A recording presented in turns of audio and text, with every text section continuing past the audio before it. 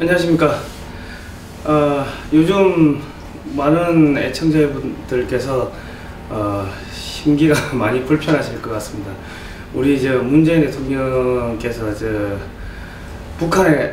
중국에 가셔가지고 국빈 방문을 했는데 여러 끼를 혼자 먹었다 이런 이야기가 나오고 있고, 한국의 기자들이 중국의 보디가드들한테, 경호원들한테 두들겨 맞아서 코 피가 나고 등등 그런 여러 가지 사항이 있었습니다.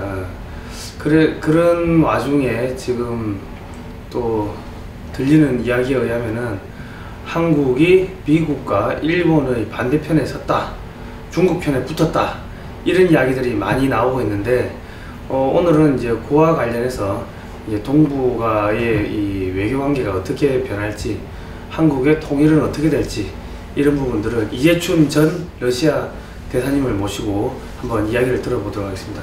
대사님, 나와주셔서 감사합니다. 네, 어려운데. 예.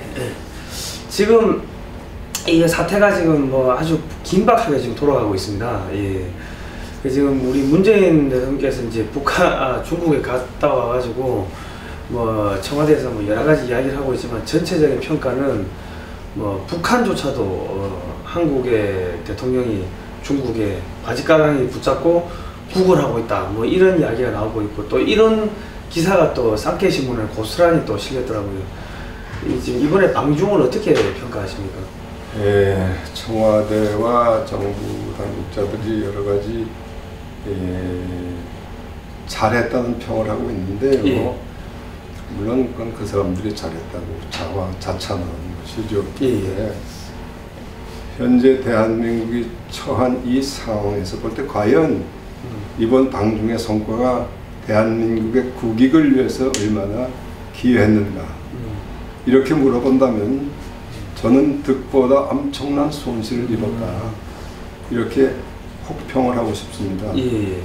왜냐하면 물론 중국이 이웃나라이기 때문에 우리가 정상들이 방문도 하고 회담도 하고 경제 교류도 하고 이런 것은 당연한 일이죠. 예. 그렇지만 대한민국은 지금 북한의 핵 문제로 인해서 지금 우리 한미 동맹이 어떻게 이것을 억제하느냐, 또 전 세계가 유엔을 통해서 어떻게 북한에 대해서 압박을 해서 그 사람들이 핵을 포기하고 회담장으로 나올 수 있느냐, 이것을 전 세계가 힘을 쏟고 있는데, 북한을 커버하고 있는 중국 쪽에 가서 마치 무슨 구걸 외교하는 식으로 동냥하는 것처럼 비춰지는 이 사태는 참으로 안타까운 사태죠. 예.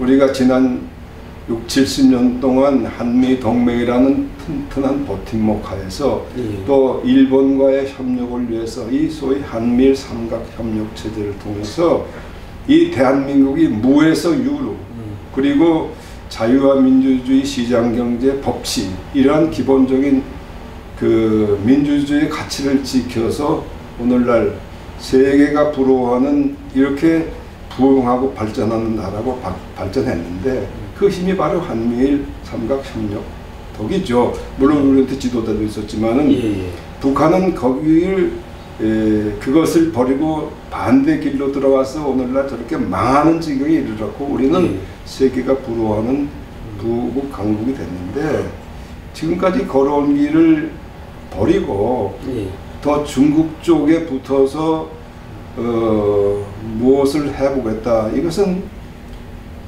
한미동맹 입장, 미국의 입장에서 보면 엄청난 배신이죠. 그리고 앞으로 이 동맹이 상당히 위태로워질 가능성이 많습니다.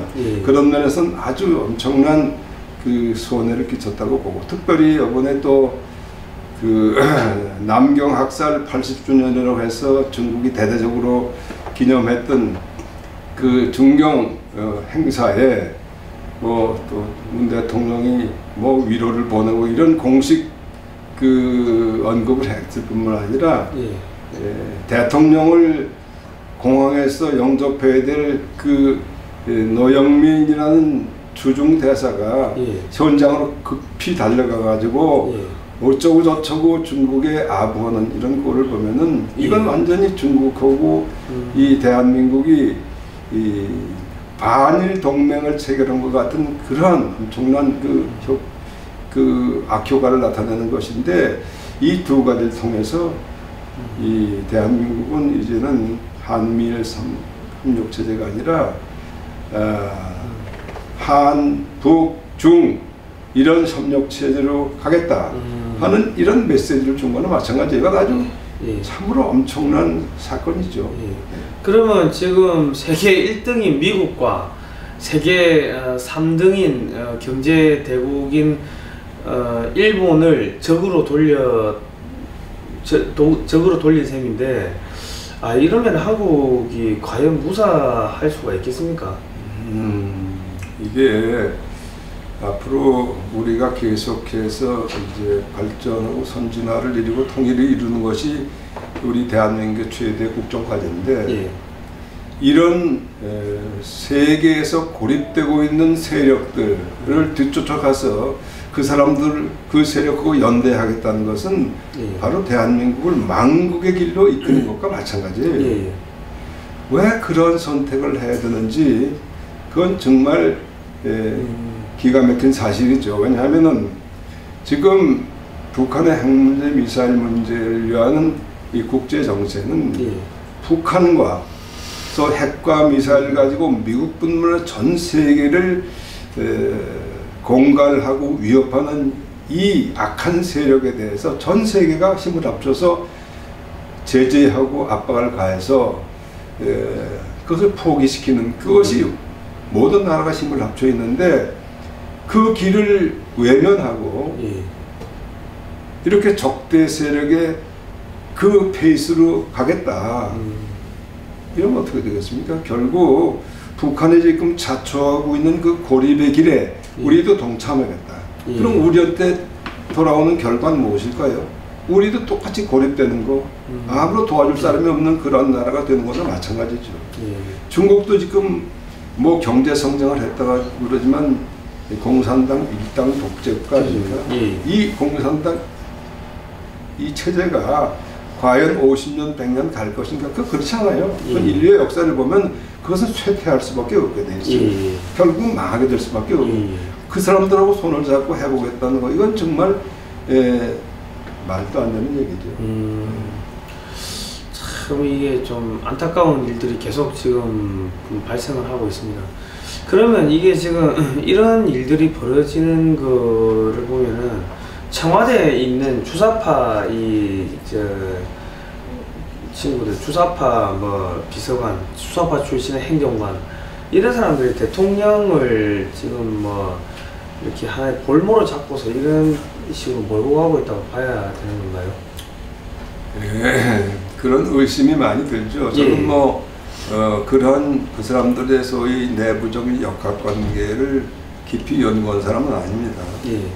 그런데 그 사람들의 특징이 있어요. 그 사람들 소위 주사파라고 하는 사람들은 우리 1980년대에 학생운동의 중심이 됐던 그러한 세력, 그것은 그 당시에 정부를 전복하려고 열심히 그 획책을 하고 있는 북한의, 그 당시에 북한, 그 당시엔 김일성, 김정일 살아있을 때지만 그 북한의 힘을 빌려서 우리 체제를 허물겠다는 세력이에요. 그 세력들은 학교에서 공부를 안 하고 어떻게 하면 이 정권을 무너뜨릴까 하는 것만 연구했던 사람인데, 그 당시에 그 멘탈리티와 그 행동 양식을 가지고 그걸 지금의 대한민국에 적용을 해서 나라를 송두리째 무너지게 하겠다. 이거는 정말 시대착오적이라도 엄청난 시대착오이죠. 그건 말이 안 되는 거예요. 우선은 이 사람들의 무식함에서부터 이러한 게 나가는 거예요. 그때하고 지금은 상황이 완전히 달라졌어요. 북한도 그때보다는 지금 완전히 세계를 위협하는 핵무기를 개발한 상태인데 어떻게 그런 안이한 생각을 하고 이 체제를 무너뜨릴 생각을 하는 건지, 이 사람들이 세계 정세를 읽을 줄 몰라요. 세계가 어떻게 바뀌었는지, 오늘의 상황이 어떤지, 미국의 힘이 어떻고 일본의 힘이 무엇인지, 또 세계가 무엇을 원하고 있는지 여기에 대한 생각이 없어요. 이건 무식한 사람들이죠. 예. 근데 무식한 사람들이 자기들 눈앞에 그 집단 세력의 이익만을 추구하기 위해서 이러한 일을 벌이고 있어요. 이건 정말 우리 대한민국 역사상 큰 오점이고 이러한 체제는 빨리 없어져야 돼요. 예. 그 지금 이제 이 국제 정세 돌아가는 것이 이 러시아도 지금 미국하고 화해를 하는 것 같은 뭐 그런 제스처를 좀 취하고 있습니다. 이 러시아는 지금 어떤 움직임을 보이고 있습니까? 러시아는 1945년 해방 당시에 연합군 축에 있으면서 소위 일본군의 무장 해제를 위해서 미군하고 소련군이 이 38선을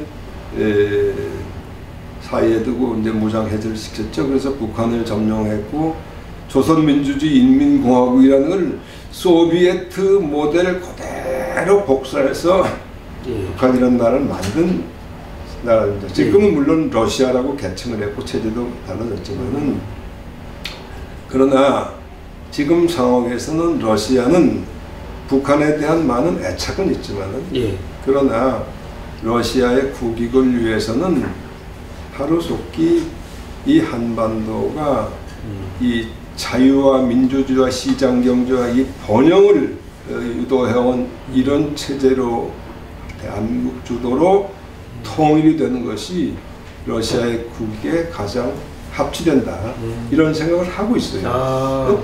그래서 푸틴 대통령은 뭐 물론 너무 오래됐고 여러 가지 실정을 많이 했지만 기본적으로 이 한국 경제의 기적을 일으켰던 우리 박정희 대통령을 아주 존경하고 그러한 경제 정책을 많이 시행해 보려고 그랬어요. 물론 실패도 많이 했지만 기본적으로는 러시아의 꿈은 이 시베리아 동쪽에 있는 이 동부 러시아 이것을 하루빨리 정말 큰 혁신을 도와서 개혁하고 성장시켜서 발전을 이룩함으로써 러시아의 옛날의 힘을 회복했으면 하는 것이 희망인데 그렇게 하려면은 그 인센티브가 뭐냐, 유인책이 뭐냐, 대한민국과 같은 체제, 활발한 체제하고 협력을 해서 이런 것을 이뤘으면 좋겠다는 것이 푸틴 대통령의 꿈이고 러시아 사람들의 희망이에요.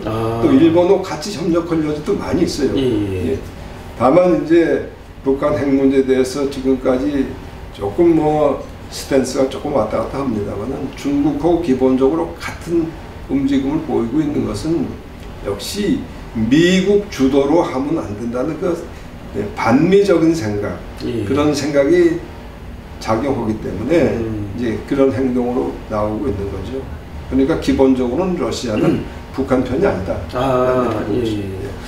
그 지금 그 러시아 입장에서는 이제 중국도 과거에는 자기들 뭐보다 서열이 좀 공산주의 서열이 좀 낮았는데 지금 오히려 뭐 큰형님 행세를 하려고 하니까 기분이 뭐 나쁘거나 좀 이런 부분도 없잖아요. 있습니까? 어떻습니까? 물론 있죠. 냉전 시대에 보면은 중국과 소련 관계라는 것은 사실 그 국토 자체도 물론 비교가 안 됐지만은 그 당시에 소비에트 유니언의 국력은 미국에 필적하는 국력이었고 소위 중화인민공화국 중국의 국력이라는 그보다 훨씬 미치는 아주 후진국이었죠. 게임이 안 됐는데 중국이 소위 등소평이라는 걸출한 인물이 나서 실용주의를 채택한 이후에 경제적으로 엄청난 성장을 이뤘고 러시아는 굉장히 후퇴했죠. 뭐 1990년대 초에 결국은 미소 군비 경쟁을 하다가 러시아가 완전히 실패하게 됐고 국력이 뭐 그냥 형편없이 됐습니다. 지금 국력은 중국의 국력이 러시아의 국력의 10배가 넘습니다. 그러니까 지금 뭐 게임이 안 되는데 그렇지만은 전략적인 협력이라는 차원에서 미국에 대한 그 노선에서 항상 이렇게 보조를 맞추려고 하는 그런 경향이 있는 것은 사실입니다. 그러나 모든 면에서 중국과 러시아의 그 국익이 어떤 한 요소에 합치된다 그렇게 볼 수 없어요. 예. 많이 여러 가지 문제가 있죠. 뭐 그러면은 결과적으로 러시아하고 중국하고 여러 가지 이렇게 좀 다툼이 발생할 가능성도 높다는 거네요. 그렇죠. 예컨대 이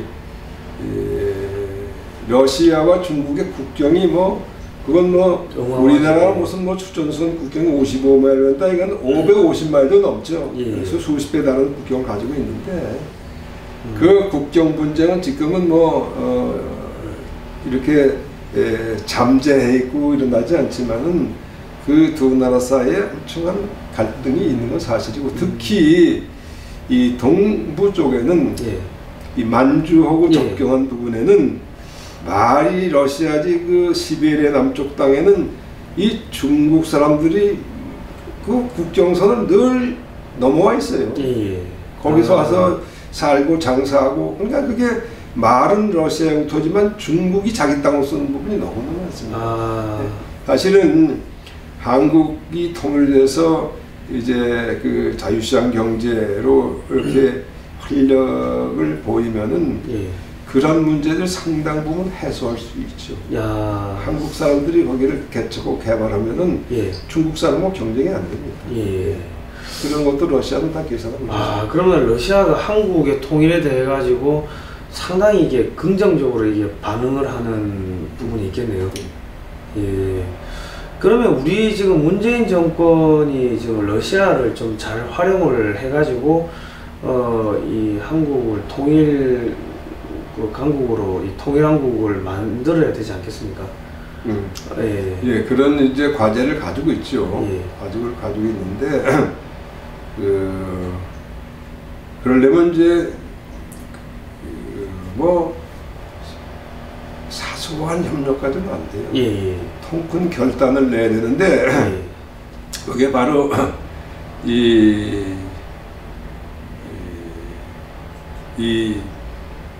어딥니까? 연해주와 접해 있는 극동 지역, 이 바이칼 호수 이동 지역, 여기를 이 지역을 근대화 현대화하는 것이 러시아의 꿈인데 거기 우리가 이제 전폭적인 협력을 해야 됩니다. 협력을 하려면 돈이 들어가고 기술이 들어가고 사람들이 들어가야 되는 거 아니겠습니까? 그런데 아직은 러시아하고 그 관계가 그럴 정도까지 발전이 안 돼 있어요. 그거는 이제 물론 우리 측에도 문제가 있지만 러시아 측의 그 푸틴 대통령의 이 언동 또 정책 이런 것도 많이 관련이 되는데 그건 약간 좀 시간은 걸립니다.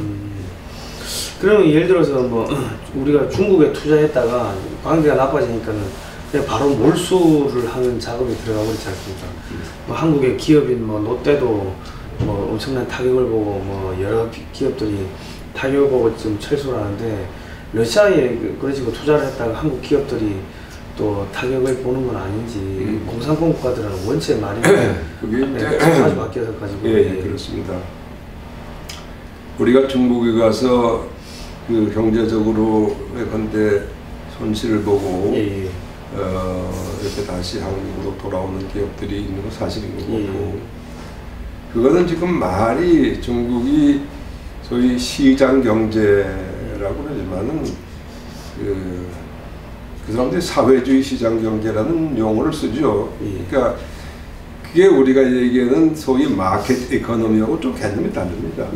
그 시장 경제는 중국 이 공산당 일당 독재 체제에서도 언제라도 간섭할 수 있는 체제예요. 그게 소위 사회주의 시장 경제입니다. 마치 시장 원리를 따르는 듯하지만 그 뒤에서 다 지시하는 겁니다. 예컨대 사드 문제로 우리 이 롯데 기업이 엄청난 손실을 당했고 현대자동차가 뭐 판매해주고 이거 모두 관광객의 줄기 이런 거 그게 시장 경제 메커니즘에서 그렇게 될 수 없어요. 이건 다 공산당 중앙에서 다 이렇게 지침을 내려서 그렇게 하기 때문에. 예. 그러니까 우리가 이제 시장 경제인 줄 알고 가서 하다가 그냥 이게 아니구나 해서 돌아오는 경우가 많죠. 손해보고. 근데 그 상황은 러시아도 유사해요. 러시아가 1990년도에 소위 민주주의 시장 경제로 체제 전환을 했다고 그러지만은 예.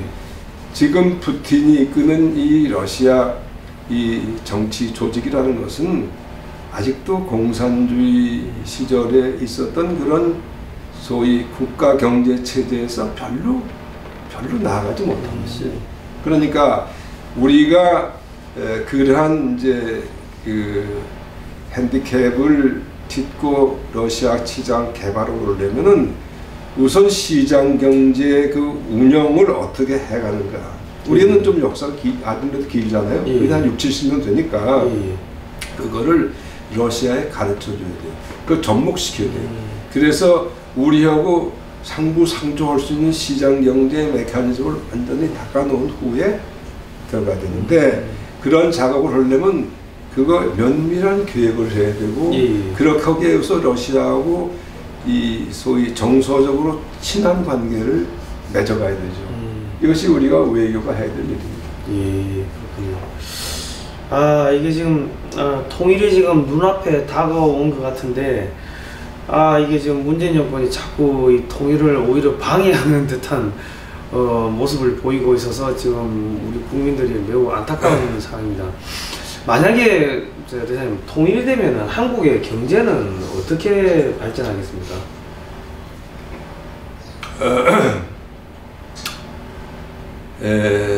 우리 한국 통일을 독일 통일과 좀 비교해 볼 수 있어요. 물론 옛날에 동서독이 분단되었던 상황과 지금 남북 간 분단 상황은 그 자체가 상당히 다른 면이 많습니다. 그럼에도 불구하고 1990년도에 동서독이 통일되고 그 후에 지금 소위 동서독 통일은 물론 통합까지 이루어진 과정을 이렇게 살펴보면은 통일 초기에는 독일에 많은 경제적인 압박이 있었고 굉장히 그 엄청난 국가적인 손실이 많았습니다. 그래서 통일을 괜히 했다 이렇게 후회하는 척도 있었죠. 그런데 그렇게 신음하던 독일 경제가 2005, 6년을 계기로 해서 다시 일어섰습니다. 지금은 그 후 10년이 지나 어느 날은 EU에서 가장 그 주도적인 국력을 가지고 있고 EU를 주도하고 있죠. 국력이 지금 4위입니다. 일본에 이어서 4위인데 지금은 완전히 통일이 됐을 뿐 아니라 통합이 이루어지고 많은 부분이 치유가 되고 회복되어서 동독에서 살았던 사람들도 서독 사람들도 그 당시에 우리가 통일을 이루기를 잘했다 이렇게 다들 얘기하고 있어요. 우리 대한민국이 이제 주도가 돼서 북한을 통일할 경우에 단기적으로는 어려움이 있겠죠, 물론. 그런데 그 단기적인 어려움만을 가지고 주저할 것이냐, 그렇지 않아요. 동서독 간의 그 당시의 경제적 편차는 3대 1도 안 됐어요. 지금 엊그제 통계 보니까 지금 남북 간의 국력은 44대 1이더라고요. 그건 당시의 동서독 문제가 아니에요. 그리고 지금 개인 소득도 22분의 1이더라고요. 북한은. 그 당시에 그 독일은 3분의 1 이상이 됐어요. 하여튼 지금은 국력으로 지금 하면 우리가 북한을 끌어나고는 남죠. 근데 물론 그 끌어안으면 엄청난 이제 그 불리한 점이 있지만 그것을 이제 극복하는 노력을 하면은 거기에 엄청난 기회가 오죠. 북한은 말이 지금 나라지 저게 허허벌판입니다. 사실 그냥 뭐 빌딩만 뭐 있다고 그 빌딩이 제대로 작동 안 하는데 그게 무슨 필요가 있습니까? 그러니까 그것은 사막과 같은 지대인데 그것을 새로 건설하는 거. 그걸 대한민국 해야 되고 대한민국 혼자 하는 게 아니에요. 일본의 협력을 받고 미국의 협력을 받고 IMF, UN의 협력을 받고 그래서 모든 나라가 합쳐서 북한을 새로 건설해야 돼요. 예. 자유주의 시장 경제가 그 이제 넘치는 그런 나라로 사실 개발을 하면은 인접해 있는 만주 지역, 동북 삼성, 그리고 연해주를 비롯한 이 시베리아 이 동지역, 이게 다 한국이 실제로 앞으로 활약할 수 있는 경제 영토로 변하는 것입니다. 예. 그거는 우리 한민족에 있어서 엄청난 이제 그 부를 이루어질 뿐만 아니라 거기 사는 중국이나 러시아도 큰 덕을 받게 되죠. 이것이야말로 통일 대박이라는 것이죠. 우리는 그걸 잊어서는 안 됩니다. 예, 대사님, 저 마지막으로 이제 우리 국민들에게 요즘 국민들이 많이 혼란스러워하고 있습니다. 예. 국민들에게 이 한 말씀만 좀 부탁드리겠습니다. 요즘 저희 세대는 매일매일 굉장히 그 우울한 삶을 살고 있죠. 그런데 그 지금 이 문재인 정부가 들어서서 하는 일을 보면은 뭐 개혁이나 진보다 이런 정책이 아니에요. 내가 보니까 이것은 그것을 떠나서 대한민국이 70년 동안 지켜온 이 자유주의, 민주주의, 시장경제, 법치주의, 인권 존중 이런 기본 가치를 근본으로부터 무너뜨리는 정책을 하고 있습니다. 국방을 담당했던 국방부, 안보실장, 또 대한민국의 지금까지의 그 국가 안보를 온몸으로 지켜온 우리 국가정보원, 이게 다 북한 체제하고 대항해서 열심히 싸워온 조직들이거든요. 이것을 근본으로부터 다 무너뜨리고 있어요. 이것은 이게 무슨 정치 보복이라고 당에서 그러던데 한국 당이가 정치 보복이 아니에요. 그런 성격이 아니에요. 이것은 대한민국이라는 체제를 기본적으로 무너뜨리는 것이죠. 이게 헌정체제 파괴 행동입니다. 그게 우리는 이제 더 이상 이 정부가 하는 일에 대해서 보고 있을 수만 없어요.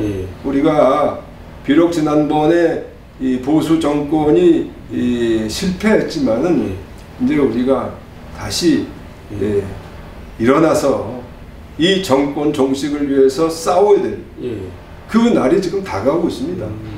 그래서 요즘 제 친구들하고도 그런 다짐들을 하죠. 우리 비록 이제 80 다 됐어요. 그렇지만은 이렇게 우리가 키우는 나라를 우리 아들 손자 때까지 이걸 어떻게 그 망치게 하고 머물러 주지 않으면 되겠느냐. 이게 우리가 그것을 꼭 지켜야 되겠다, 이런 다짐들을 하고 있습니다. 대사님 오늘 나와주셔서 감사하고요. 국민 여러분 힘내십시오. 지금 뭐 전체적으로 돌아가는 분위기가 문재인 정권이 거의 지금 몰락해가고 있는데, 여러분들께서 이 마지막 힘을 보태서 문재인 정권을 빨리 종식시키면은 대한민국도 통일이 되고 많은 일자리가 여러분의 가족들에게 돌아갈 것이라고 저는 생각을 합니다. 오늘 나오셔서 감사합니다. 다음에 뵙겠습니다. 예.